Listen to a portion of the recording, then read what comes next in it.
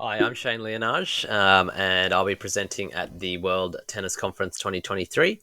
And my topic is understanding what shot chains work from different court positions for player types. A little bit about me. I'm the founder and principal consultant at Data-Driven Sports Analytics. I get to work with a number of amazing coaches and players, including Arina Zabalenka, Ons Jabeur, Emil Rizavari, and a lot more.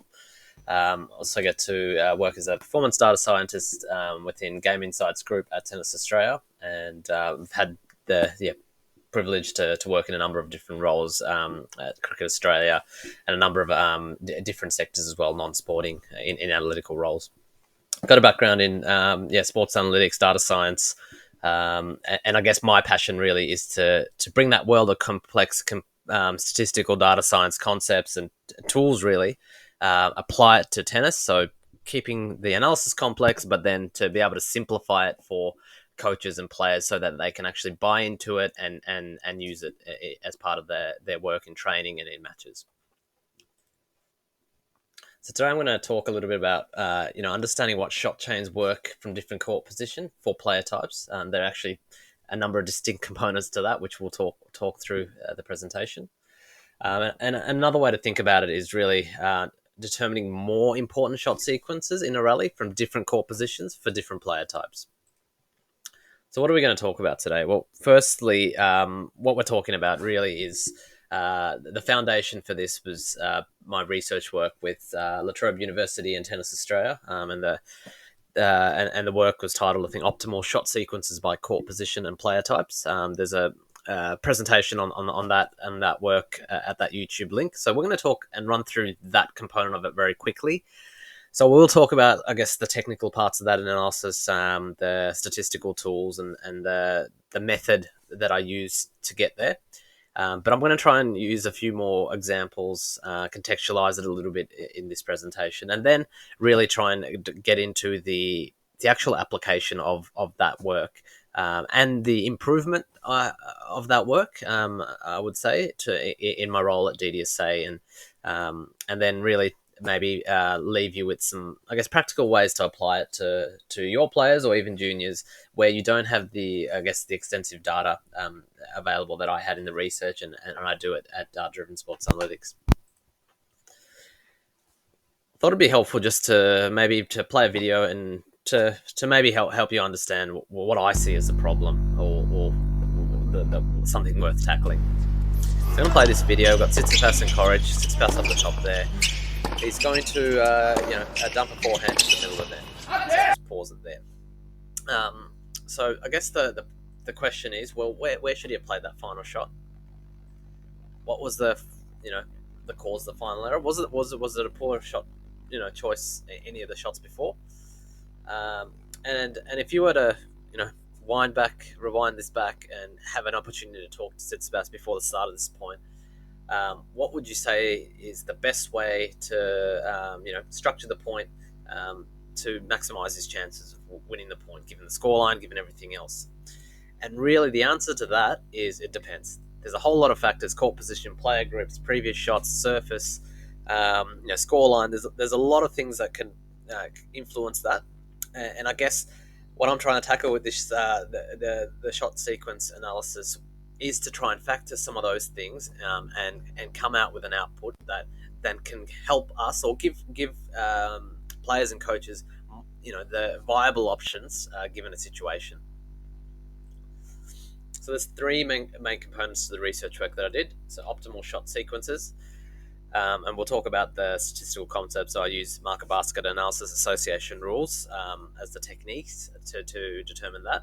Court position's the other big one, and in terms of the court sort of tessellation that you see on screen there, that was agreed with a domain expert. So we talked with a number of high performance coaches in Tennis Australia and also across the ATP and WTA tour, and we came up with this, and we did also look at Hawkeye data just to see where the balls land, so to try and come up with a tessellation that matched, I guess, the modern game.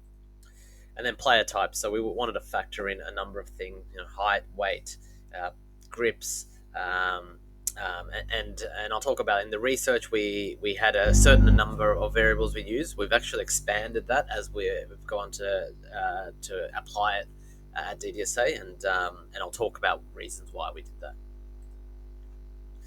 So in terms of the two steps of research, so it's actually opposite of what you saw in the diagram before. We do the clustering first. We come up with the player types, and then we apply the sequential market basket analysis technique, statistical technique, and come up with the shot combination. So the order is that way, and I'll talk why that's important.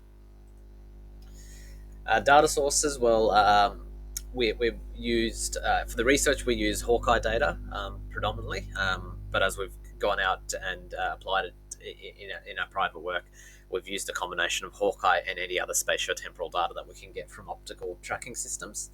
So things like AI ball tracking tools.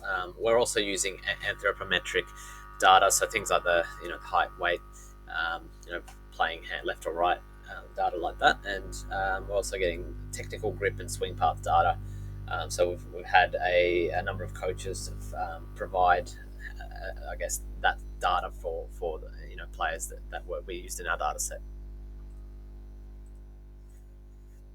So I think it's worth me just run through a shot chain on a video just to see, so we're on the same page hopefully.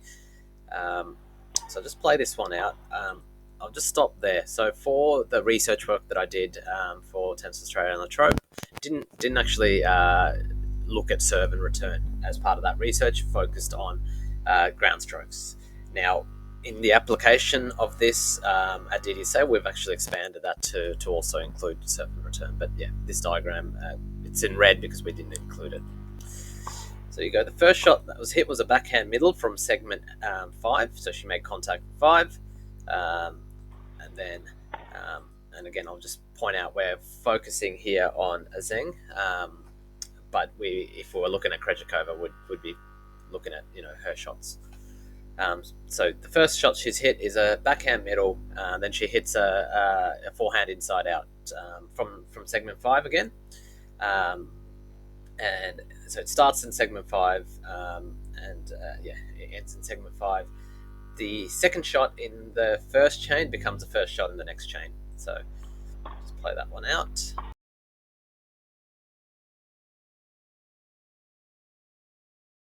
Then a forehand inside out, which starts in segment 2. So the last shot in the chain becomes the first shot in the next 2-shot chain. So again, with the research, we just minimized, I guess, the rallies to only look at chains that were derived in rallies that were under 10 shots.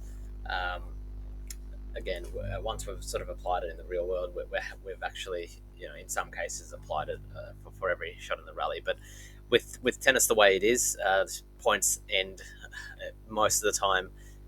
Once the serve's in play and the return's in play, most points end after 4, 5, 6 shots. So it's quite important that we don't focus too much on chains that happen very late in the rally. It's more about what's happening at the start of the point, and the chains that happen at the start of the point that is the focus. So one of the questions that I got all throughout the research from the supervisors and the professors that I was working with is, why did I really want to cluster players? Why couldn't I just use the existing player clusters that everyone was familiar with? Well, I think players are different. There's some technical intricacies as part of their game, which is not addressed in previous clustering work, including my own work. I'd previously tried to cluster players, and it didn't really factor in some of the technical aspects. So I thought that was really important to bring in. So when I talk about technical characteristics, I mean what grips do they have, and it has an impact on court position, and that was something that I wanted to factor in. Why is it important? Well, I think if we come up with a good clustering method, it'd be more interpretable by coaches. It'll address the limitations that we have with individual player samples. So what I mean by that is, on occasion, you may not have a lot of data on a particular player, but if you know that player plays similar to other players in that player cluster, you're able to infer some of the the characteristics and the game styles and strategies used based on the broader cluster of players. So it can help address that. And yeah, and I think the ultimate aim is to really try and maximize the use of data to find what options are available to players from different core positions and what options work better against particular opponents. In terms of the data for the clustering part of it, so we're using height, weight, gender, playing hand. So some of the technical information, so the forehand grip, the backhand grips, so top and bottom hand for grips, power grips and control grips. So there's some really good research papers out there there's a paper out there, I think Doug and Eng, on power and control grips, and that was really influential in coming up with some of that. And one of the things that we didn't include in the first research work with Tennis Australia and La Trobe, which we've started using now as part of this clustering process, is to bring in some qualitative, player game styles. So things like, is a particular player a counterpuncher, or are they an all-court player or an aggressive baseliner? So we've brought in that as part of the clustering process as well. And I'll talk a little bit more about that in terms of how different coaches that I've worked with, we've come up with, I guess, a different qualitative list and applied that to, the clustering process. We've also brought in some derived data, so on whether a player's tendency is to take the ball in the rise at the peak of where the ball gets to after bouncing, or whether they let the ball drop when they hit it. So again, we've brought that as extra data, which wasn't originally in the research work, but I brought that on, and there is a preprint paper that I put out as well on how to calculate that with Hawkeye data, or one of the methods to calculate that with Hawkeye data.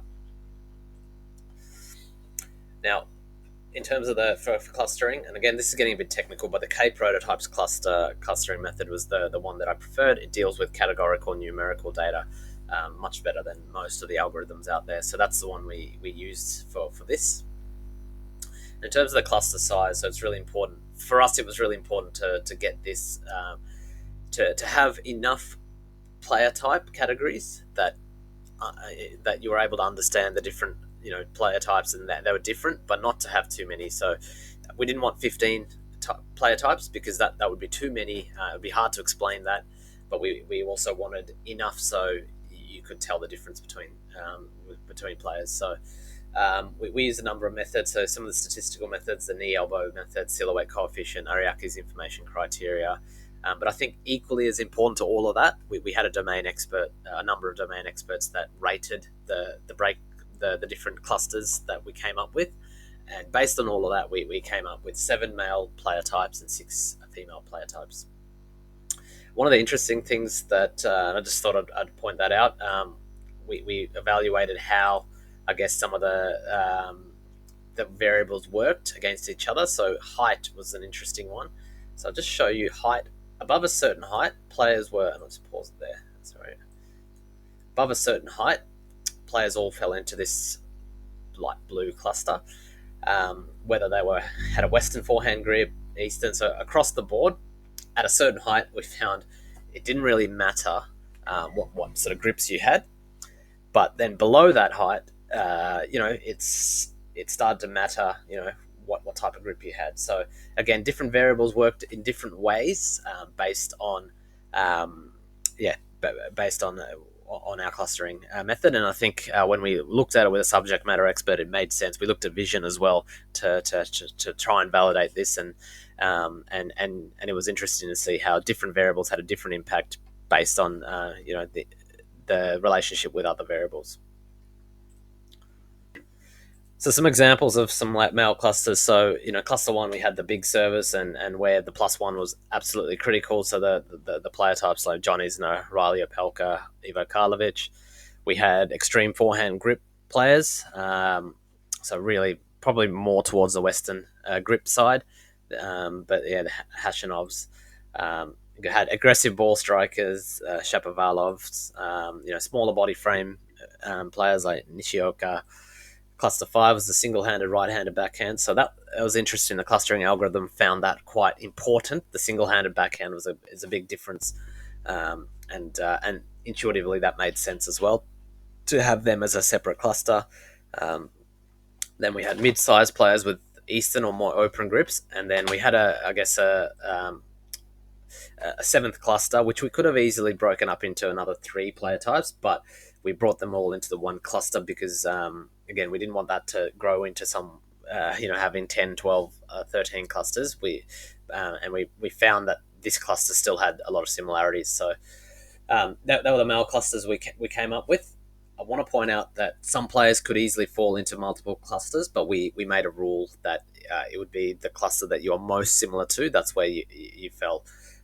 Again, that's something I might revisit at some point, but I think for simplicity and the ability to explain it better, it was more important for me to make sure that a player could be identified with only one cluster. But in terms of the the approach, you could quite easily say someone like a Daniel Medvedev could fall into another cluster as well. In terms of female clusters, I'll run through this really quickly. You had the baseline hugging big strikers as a cluster. The closed grip but aggressive baseliners, like the Iga Swiatek's counter punches or late ball strikers, all court players. I know Ash Barty's retired, but she was in our data set. The early ball strikers, like a Caroline Garcia, and you see the way she takes the ball early, particularly on returns. And yeah, all other sort of female players. And we had a good even spread in terms of players falling into the buckets as well. So I might run through quickly the technique used for to work out the shot sequences, and it derives itself from, I guess, the retailed world, where it's called market basket analysis. It's where I'll give you a retail example, where they'll check how consumers put things in their basket before paying for it. So whether they get milk and cookies together, whether they get detergent with soap, and identifying that allows the retailers to place products in certain spots that optimize or maximize their revenue, because they know that they'll see that and then they'll get that, or maybe they put it at opposite ends of the store because they know they're going to get those too, and they'll see a lot of other things along the way. So that's how retail sort of uses, and e-commerce does that with things on websites, placing things on websites in a certain way to trigger behavior. I wanted to apply this in a slightly different way to tennis, and it was to look at if a certain shot is hit, is another shot likely to be hit, and finally whether they win or lose the point if that combination is hit. So that's, I guess, the application in the tennis world. Key thing, association between certain shots. For me, absolutely importance to sequence. So a backhand up the middle and a forehand inside out is different to a forehand inside out and a backhand middle. Really important on what is the impact to the probability of winning the point if this combination's played, and then we'll use some of the statistical sort of evaluation metrics to see how good those chains are. And I've listed a few of them, and I'll quickly run through it as well. So we get to this point, we run the code, and we get a massive amount of combinations, lots of metrics to evaluate it on. So it's overwhelming. I remember getting to this point in the research work, going, okay, I need to have a think about how we can whittle this down so it's actually meaningful. And there's a number of ways to do it. So I guess the first thing is you want to reduce the noise. There's too many combinations to look at, and there's some that only happen so infrequently that it's not even worth considering. So there's some metrics, support and confidence, that helps to get rid of the noise. Look, I want to point out, I'm not going to go through the math side of it or the metrics in a lot of detail. Certainly, if you're interested in that, have a listen to my original sort of presentation, or feel free to go and just do a little bit of research on that. They're really useful. I just don't have the time to go through it here. Second part is to look at if the shots are associated. Again, metrics like lift, leverage, conviction, and the Zhang metric help work that out. So what I mean by association is if something happens, like if a forehand middle happens, is it associated with a backhand middle? not purely random. Um, Sequence, as I said, is really important. So we use a relation and gain to work through that. As I mentioned before, we want to make sure the chain that actually occurs is any better than random. So to do that, we do need to look at judge it against baseline. So is a forehand inside out forehand line any better than hitting two forehands, any two forehands, or is it better than any random shot combination of shots happening? So we want to actually evaluate that. One of the things that we really need to do is to actually have a short and long term reward. So hitting a combination of shots and having a winner is different to hitting a combination of shots and then a number of other shots happening, and then you winning the point is different. So we wanted to assign a weighting to that. And I'll talk through how we customize that now as I apply it at data-driven sports analytics. And the other thing which I didn't factor in the research but have brought in subsequent to that is to look at only situations where shots where you're in neutral. So so what we really want as part of this decision making with chains is when the player actually has an opportunity to decide with a number of available options. So not when they're forced to playing a particular way because the opponent's speed and spin was a certain speed and they had no other option, or not when they're completely in offense and there's really one way to sort of put away the point. It's actually when there's a decision to be made, and that's what I wanted to really focus on this with. On the right there, you'll see some of the limits that we applied to each of those metrics. So result weightings, as I talked about before, the winning the point immediately versus eventually, or losing it immediately versus eventually, we wanted to assign a weighting to it.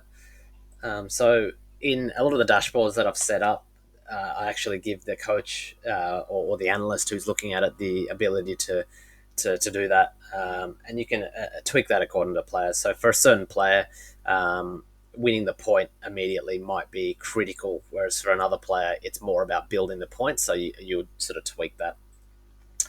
And then once you do that, you should get a number of chains and a score. So a positive score would be it's a good option to use, and a negative score is one where the overall benefit of using chains not so good.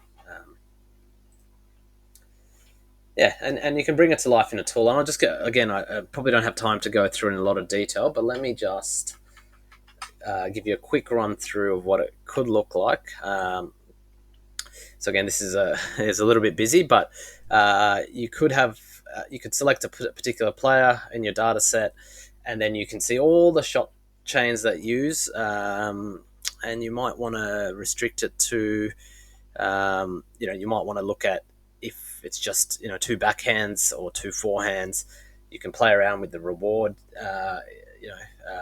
immediate, eventual, as I was talking about, and then on this dashboard, quite easily see the best 10 combinations and the worst 10 combinations, and that's one way to look at it. You might want to focus on it a little bit different. You might want to go, okay, in court segment 5, I want to see what who's using what chains. You can see, so one particular cluster of players, they use that, they have use a lot of chains from that cluster, and it's quite successful. And you can have a high level look and go, okay, from segment 5, more forehand forehand combinations are used, and then you get the detail of what the combinations are. And depending on how you set your dashboard up, you could have, if you hit from that segment, what's the most likely next segment of balls hit from? What's the most likely segment an opponent hits the shot from as well? So again, this is just an example of what you can do with a dashboard with this sort of data, but we certainly dive into that at data-driven sports analytics in a lot of detail. And I would say this is more catered towards the analysts or the data scientists in the team, and they would use this to analyze, simplify it, and then get it to the coach. So it's not this level of information in front of them. As part of I guess my focus mainly, I would say I focus a lot more on shots from 4, 5, 6, a little bit on 7, 8, 9, but it's really 4, 5, 6 because, well, that's where the action is. That's where a lot of the shots are. This is where I would say most of the neutral balls are. What I mean by that, as I said earlier, that's when the opponent, you can filter the opponent's speed and spin out in a certain way that you can only focus on shots where the player has a number of decisions. So I think that's where this shot chain analysis becomes really useful. So I'm going to run through this, but some of the best options from court segment 4. So this segment here, so the ad corner, just behind that. So for the big servers, the Isners of the world actually got the forehand inside out. So running around hitting a forehand inside out and approaching and hitting a volley was actually their best, the chain that worked best for them. And remember here, we've filtered out all the noise, all the chains that don't really happen together, the random chains. Cluster 2, the extreme forehand grip players, the inside in, forehand cross. And they had, so when I've got recommended options here, that's where there are chains where there's a positive result. So for cluster 1, there was only 2 options really. For cluster 2, there was four options. And again, I won't go through all of these, but for the different clusters, different options were better. And as I said, it's the recommended options are where it's positive. From segment 5, so the middle just behind the baseline, again, for the big hitters, forehand line and forehand cross worked the best. And again, I'm going to run through this. You'll have a copy of the slides as well. But there's some more options available. Being in the center of the court, I guess that was not surprising. Segment 6, so the forehand corner for right-handers. Generally, there's more options available, and you can see for certain player groups, it's better to change directions or you go line, whereas for other playing groups, it's better to go cross to start with. So, so that was, I guess, interesting. I'll just maybe play a quick video. Serena Williams, so she hits backhand line, then a forehand line. So the segment started, I think, in segment 5. This combination was 1.5 times better than hitting 2 backhands crosses for her, and she had 3 more options open to her after she hit the backhand line first. So again, it's not necessarily always about winning the point off the chain, but it's about creating opportunities and options. So that backhand line actually created more for her. So it's just one of the ways you can think and use this chain sort of analysis.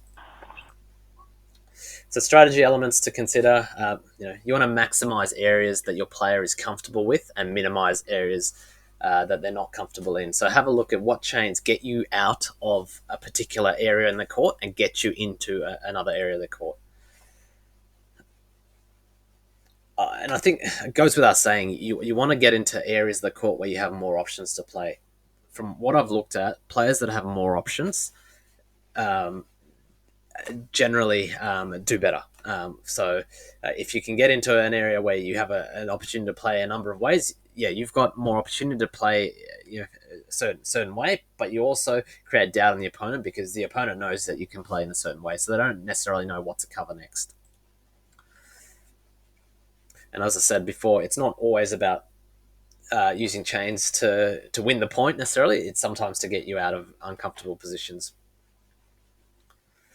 And I think it's important to understand, both from a player hitting the chain, where the most likely next location of the ball is going to be. So if you're playing a backhand, if you play a forehand, line and you're right-hander, the ball's more likely to come back in the ad corner. So understanding that and understanding which segment the ball's coming to next is important. And equally, if a particular opponent has really good combinations of shots that are hurting you, just to understand what are the options you have to break that chain from them. So application with DDS plays. So most of my clients would have actually seen this chain analysis in some shape or form.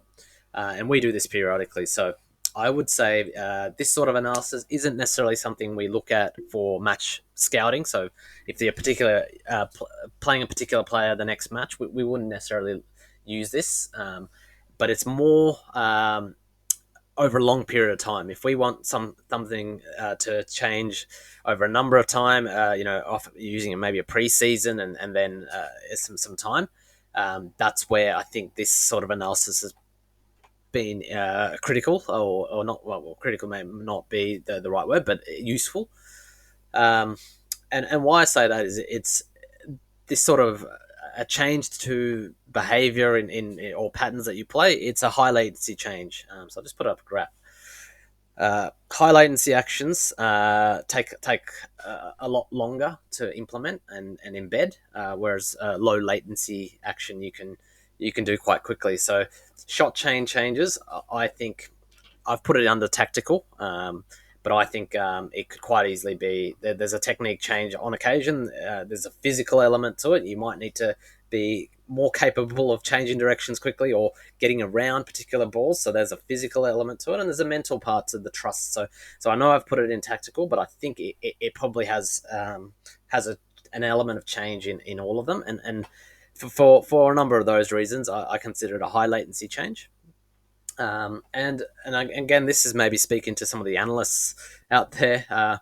The analysis I think needs to be complex and comprehensive and robust, but the communication has to be simple.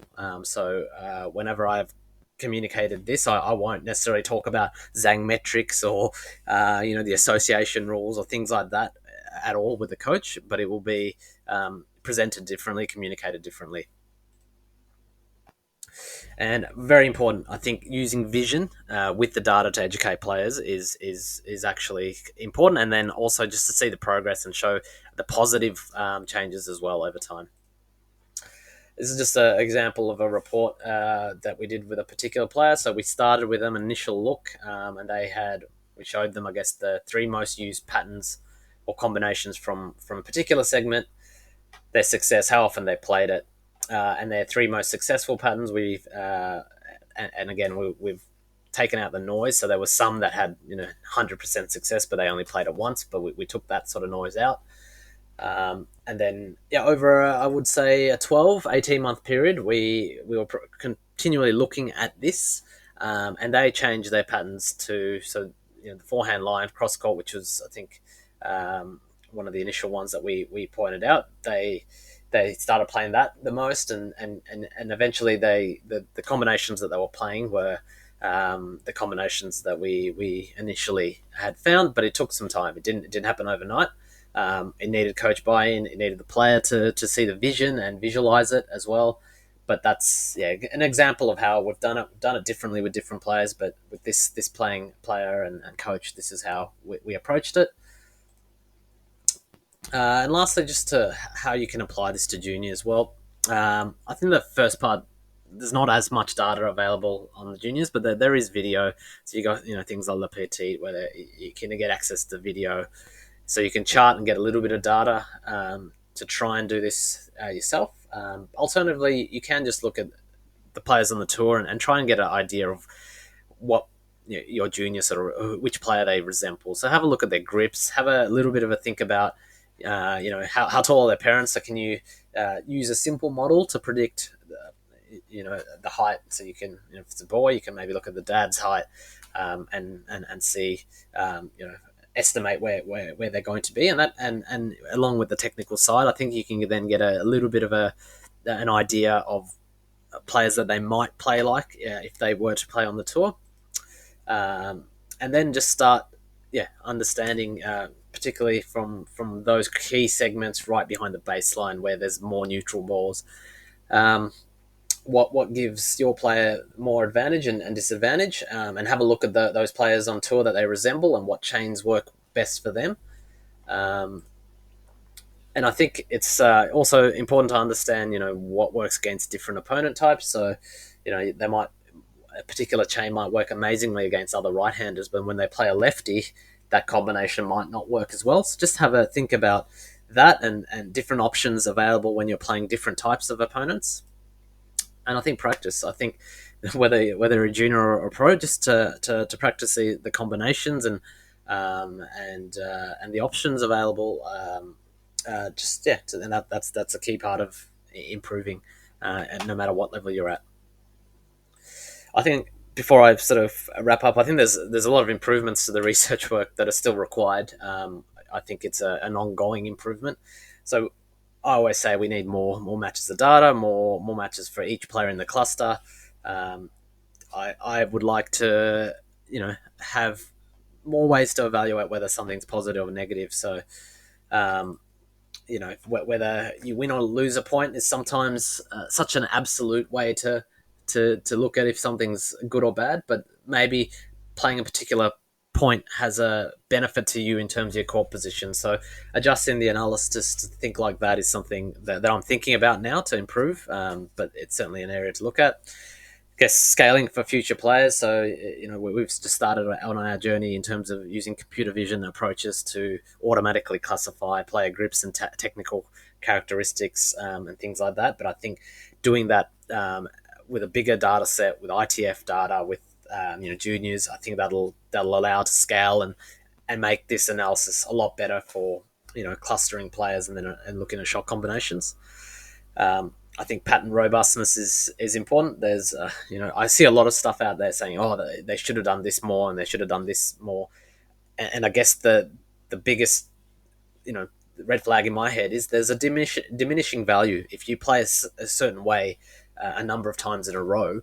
Your opponent's going to catch on, and there could be a cost to your physical, your levels if you're playing a certain way a lot. So there's potentially a diminishing value. So to understand which combinations have a diminishing value, which combinations can you play all day and there's no diminishment. So factor in things like that. And finally, I think there's a great space in reinforced learning or advanced simulations where we can use this sort of strategic analysis, and get I guess true AI to really train, and work out the best combination. So I think there's a great bit of work there for a PhD somewhere, to look at reinforced learning and shot chains as well. Thank you. That's my presentation. I know in a time slot like this, you can't cover as much detail as you want to. So if anyone's interested, please reach out and we can certainly have a chat more about the presentation, the research work, but also if you think it'll be valuable to apply it to your player, your academy, any junior, we can certainly have a chat and get the ball sort of started in that space. I want to say that the analysis can be tailored at almost all the various components of it. So one example, one of the coaches that I work with, they have a very clear idea of the player types and categories. So we use that and sort of plug that into the rest of the analysis, and they get a bespoke sort of outcome as a result of that. And we can certainly tailor what we do to different sort of ideologies as well.